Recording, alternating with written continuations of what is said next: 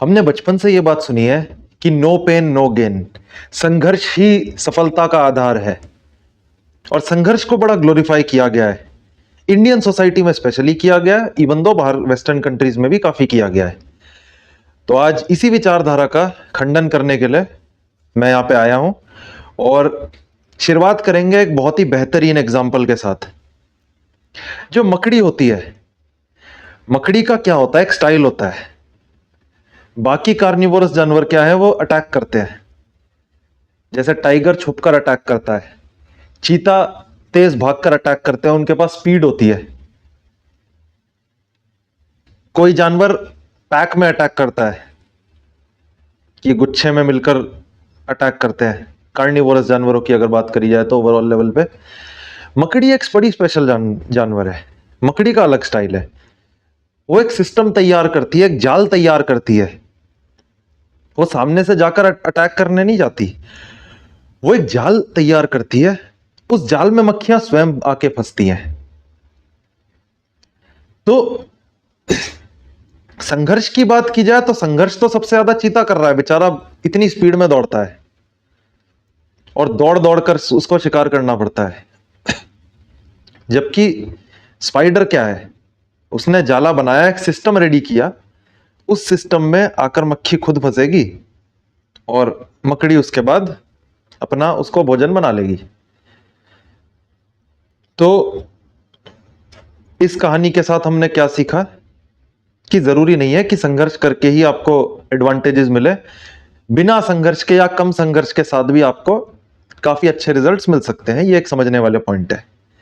सबसे पहला पॉइंट हमारे पास आता है कि रिडक्शन ऑफ फ्रिक्शन जरूरी है। फ्रिक्शन को अपने रास्ते से हम जितना रिड्यूस कर सके उतना हमारे लिए अच्छा है। अभी क्या है कि हमें फ्रिक्शन अगर बढ़ा देंगे तो अननेसेसरी संघर्ष हो जाएगा। इसमें हम एग्जांपल लेते हैं दो लोगों का कि दोनों बराबर पैसे कमाते हैं। कोई एक्स अमाउंट रख लेते हैं दोनों के लिए। एक बंदा 12 घंटे की शिफ्ट लगाता है और 3 घंटे की ट्रैवलिंग भी मारता है, यानी दिन के 15 घंटे उसके वेस्ट। और दूसरा बंदा 6 घंटे घर से रिमोट में फ्रीलांसिंग करके या रिमोट जॉब करके 6 7 8 घंटे में उतने ही पैसे कमा रहा है।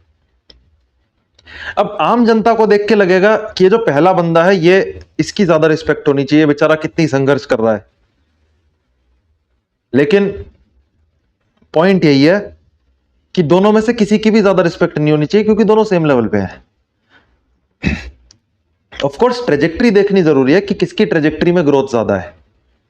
वो ट्रेजेक्ट्री के बेसिस पे हम कुछ अंदाजा लगा सकते हैं, अनुमान लगा सकते हैं कि उनका भविष्य कैसा होगा। पर श्योर शॉट तो कोई बोल नहीं सकता। ये पहला पॉइंट हो गया कि अपने फ्रिक्शन को जितना हो सके कम करना है, क्योंकि अगर फ्रिक्शन अपने जीवन में कम नहीं किया तो समस्या बहुत होगी।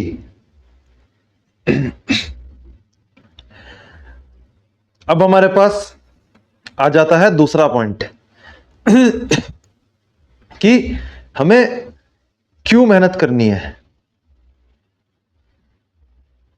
यह समझना जरूरी है। मेहनत तब करनी है जब उसका कुछ रिजल्ट मिले। अब बहुत लोग कंफ्यूज हो जाते हैं एफर्ट में और सक्सेस में। ये दोनों अलग अलग हैं। एफर्ट तो मारना ही पड़ेगा अगर जीरो से शुरू कर रहे हो तो। अगर ऐसा नहीं है कि जनरेशनल वेल्थ बहुत टपक चुकी है या फिर कोई और एडवांटेजेस मिल चुके हैं, नेटवर्क बहुत ज्यादा स्ट्रांग बना हुआ है, वो बात अलग है। अदरवाइज एक नॉर्मल आदमी को तो एफर्ट मारना पड़ता है और उस एफर्ट के बदले कुछ हमें मिलता है वापस। पर वो एफर्ट मारना कितना वर्थ इट होगा भविष्य में, यह समझना बेहद जरूरी है कि वो एफर्ट कहीं स्ट्रगल में तब्दील ना हो जाए। स्ट्रगल क्या है? आपके रास्ते की रुकावटें। रास्ते की रुकावटों को कम से कम रखना ही बेहद जरूरी रहता है। तो स्ट्रगल में हम एग्जाम्पल ले सकते हैं कि मान लीजिए अब आगरा जाने के हमारे पास दो रास्ते बनते हैं। दिल्ली से किसी को आगरा जाना है, दो रास्ते बनते हैं। एक है अपना सिंपल रास्ता, यमुना एक्सप्रेसवे जिंदाबाद, 100 की स्पीड लिमिट, स्मूथली जाओगे, कोई दिक्कत वाली बात नहीं, शांति, आरामदायक। और दूसरा रास्ता है पुरानी रोड्स लेते हुए। यमुना एक्सप्रेसवे से पहले भी कुछ रोड्स एग्जिस्ट करती थी आगरा जाने के लिए, उन रोड्स को लेके भी जा सकते हैं, पर टाइम वहां ज्यादा लगेगा ऑफ कोर्स। पर संघर्ष करना क्यों? जब आपके पास एक बेहतर रास्ता अवेलेबल है तो संघर्ष क्यों करना? यानी एफर्ट तो दोनों जगह लग रहा है आपके ड्राइविंग का, पर एक जगह आप स्मूथली पहुंच रहे हो और एक जगह आप थोड़ा सा डिफिकल्ट तरीके से पहुंच रहे हो। यह चीज समझनी बेहद जरूरी है कि एफर्ट और स्ट्रगल के बीच में कंफ्यूज नहीं होना। एफर्ट अच्छे से देना है, ईमानदारी से देना है, और उतना देना है कि आपका शरीर मर ना जाए, आपका शरीर बैठ ना जाए। स्ट्रेटेजिकली रेस्ट लेना भी जरूरी है। बड़े बड़े एथलीट्स बेकार में संघर्ष नहीं करते जाते, वो अपने एफर्ट्स को मैक्सिमाइज करते हैं और स्ट्रेटेजिकली रेस्ट भी लेते हैं।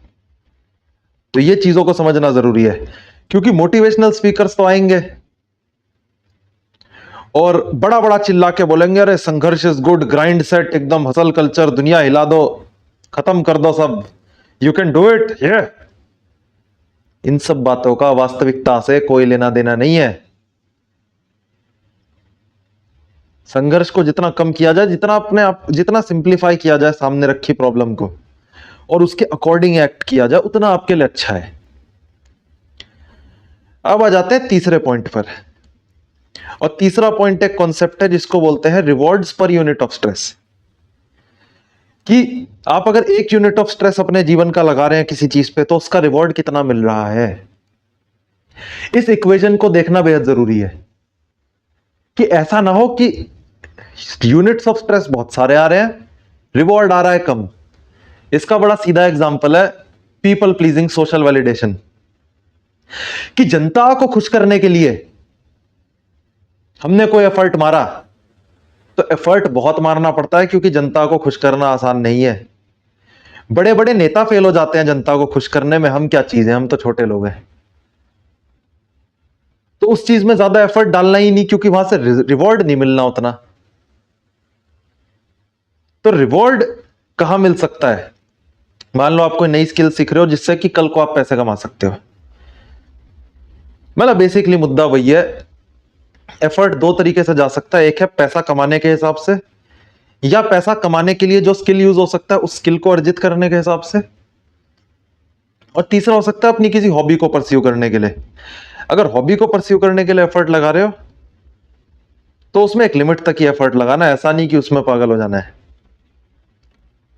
ऑफ कोर्स नई स्किल सीखने के लिए एफर्ट लगा रहे हो तो वो तो लगाने ही पड़ेंगे, वो वर्थ इट हो सकते हैं, लेकिन इस इक्वेशन के हिसाब से चलना है कि पर यूनिट ऑफ स्ट्रेस आपको कितना रिवॉर्ड मिल सकता है। और बड़े बड़े एथलीट्स यही करते हैं। अपने ट्रेनिंग में जो उनके ट्रेनिंग मेथड्स हैं वो इस तरह से डिफाइन होते हैं कि कम से कम स्ट्रेस में कैसे ज्यादा से ज्यादा आउटपुट वो निकाल सकें। अभी फीफा वर्ल्ड कप भी शुरू होने वाला है, तो फुटबॉल से भी एक एग्जांपल लेना जरूरी बनेगा। मतलब शुरू हो चुका है, जब मैं ये वीडियो रिकॉर्ड कर रहा हूं 1-2 मैचेस हो चुके हैं। तो होता क्या है कि फुटबॉलर्स ऐसा नहीं है कि भागते रहते हैं पूरे टाइम, वो तब भागते हैं जब भागना वर्थ इट हो। एक डिफेंडर के पास अगर बॉल नहीं आ रही तो वो बस थोड़ा क्रॉल करता है, इधर उधर वॉक मारता है, जॉगिंग करता है हल्की सी, वो स्प्रिंट नहीं मार रहा होता। तो वो स्ट्रेटेजिकली बीच बीच में रेस्ट लेके शांति के साथ काम करता है, क्योंकि डिफेंडर को बहुत ज्यादा भागना पड़ता है फुटबॉल में। इतना शायद स्ट्राइकर नहीं भागता जितना डिफेंडर को भागना पड़ता है। तो स्ट्रेटेजिकली अपने आप को रेस्ट में रखते हुए किस तरह से हम चीजों को बेहतर बना सकते हैं, उस चीज पे हमें फोकस करना चाहिए। जीवन को सिंप्लीफाई करें, सिस्टम्स तैयार करें, अच्छी क्वालिटी के सिस्टम्स तैयार करें, जिससे कि कम से कम स्ट्रेस में ज्यादा से ज्यादा रिवॉर्ड अर्जित किया जा सके। और गहरी सांस लेकर अपने आप को शांत रखने की भी कोशिश करें, क्योंकि दिमाग अगर शांत होगा तो वो बेहतर डिसीजंस ले पाएगा, बेहतर तरीके से सोच पाएगा अगली चीजों की तरफ। पर अगर अननेसेसरी संघर्ष में फंसे रहोगे तो ये चीज फिक्स है कि उसका रिवॉर्ड तो मिलेगा ही मिलेगा नहीं, और उससे उल्टा नुकसान हो जाएगा, और ज्यादा अंदर से काम करने की इच्छा समाप्त हो जाएगी, कंसिस्टेंसी पे आप लूज आउट कर जाओगे, और कंसिस्टेंसी पे आप लूज आउट कर गए तो आपकी ग्रोथ का पतन निश्चित है, कि ग्रोथ तो नहीं हो सकती फिर। वीडियो अच्छी लगे तो वीडियो को करें लाइक, चैनल को करें सब्सक्राइब। धन्यवाद।